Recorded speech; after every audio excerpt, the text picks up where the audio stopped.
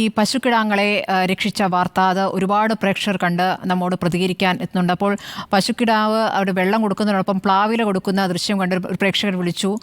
അങ്ങനെ കൊടുക്കരുത്, പ്ലാവില കൊടുക്കുന്ന അപകടം ചെയ്യും എന്നൊരു അഭിപ്രായമാണ് അദ്ദേഹം പറയുന്നത്. ഉദയകുമാർ അദ്ദേഹം ലൈനിലുണ്ട് എന്ന് ഞാൻ കരുതുകയാണ്. അപ്പോൾ അർജുൻ കല്യാട്,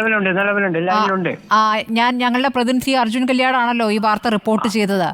അർജുൻ കല്യാടും ഇപ്പോൾ ലൈനിലുണ്ട്.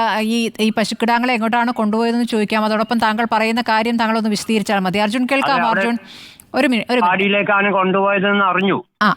അർജുൻ കേൾക്കാമോ? ഇപ്പോൾ പാടിയിലായിരുന്നു ആദ്യം ഈ പശുക്കിടാങ്ങൾ എത്തിച്ചത്. പിന്നീട് മൃഗസംരക്ഷണ വരാം ഉദയകുമാർ, അർജുൻ പറയൂ.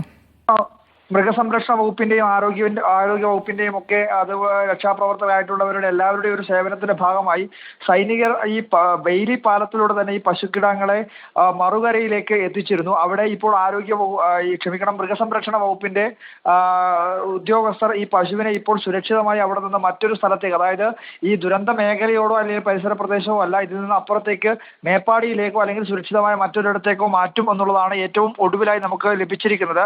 ആദ്യം ഈ പശുവിനെ ഈ പറയുന്ന പാടിയിലേക്കായിരുന്നു എത്തിച്ചിരുന്നത്. അവിടെ കഴിഞ്ഞ ദിവസവും ഇതുപോലെ ഈ പശുവിനെയും പശുക്കിടാങ്ങളെയൊക്കെ എത്തിച്ചിരുന്നു എന്ന അറിയിപ്പിന്റെ അടിസ്ഥാനത്തിലാണ് ആദ്യം അവിടത്തേക്ക് എത്തിച്ചത്. പിന്നീട് ശരി അർജുൻ, ഒരു മിനിറ്റ് അർജുൻ, പ്രേക്ഷകന് ഒരു കാര്യം പറയാനുണ്ട്. ഉദയകുമാർ, ശ്രീ ഉദയകുമാർ പറഞ്ഞോളൂ. അർജുൻ പറഞ്ഞോളൂ, താങ്കൾ പറയുന്ന അർജുന് കേൾക്കാം. ഞാൻ നിലമ്പൂരിൽ നിന്നാണ് വിളിക്കുന്നത്. ഉദയകുമാർ എന്നാണ് പേര്. ഈ കുഞ്ഞുങ്ങൾക്ക് ഈ പ്ലാവിലയിൽ ഒരു കറയുണ്ട്, അതായത് നമ്മൾ അരക്ക് വിളഞ്ഞെന്നൊക്കെ പറയില്ലേ, അത് അവരുടെ വയറ്റിൽ ഇപ്പൊ അവര് അവസരായിരിക്കുന്ന സമയമാണ്. അതുകൊണ്ട് പ്ലാവില കൊടുക്കരുത്. കച്ചിയോ വൈക്കോലോ അല്ലെങ്കിൽ പച്ചപ്പുല്ലോ എന്തെങ്കിലും കൊടുക്കുക, ചൂടുവെള്ളം. ആദ്യം നമ്മൾ അതാണ് കൊടുത്തിരുന്നെങ്കിലും പിന്നീട് അത് ഒരാൾ പറഞ്ഞതിന്റെ അടിസ്ഥാനത്തിൽ പിന്നീട് അത് നമ്മൾ സാധ്യമാവുന്ന കുറെ ഈ ചെറിയ പുല്ലുകളൊക്കെ സംഘടിപ്പിച്ച് കൊടുക്കുകയാണ് ചെയ്തത്. പിന്നീട് അവരെ സുരക്ഷിതമായിട്ട് ഇപ്പൊ മാറ്റിയിട്ടുണ്ട്.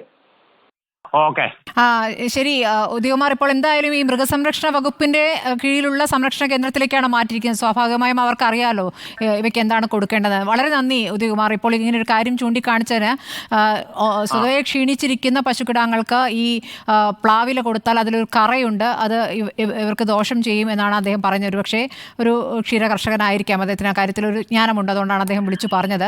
അർജുൻ, ഏതായാലും ഇപ്പോൾ സുരക്ഷിത കേന്ദ്രത്തിലാണ് ഈ കിടാങ്ങൾ അല്ലേ?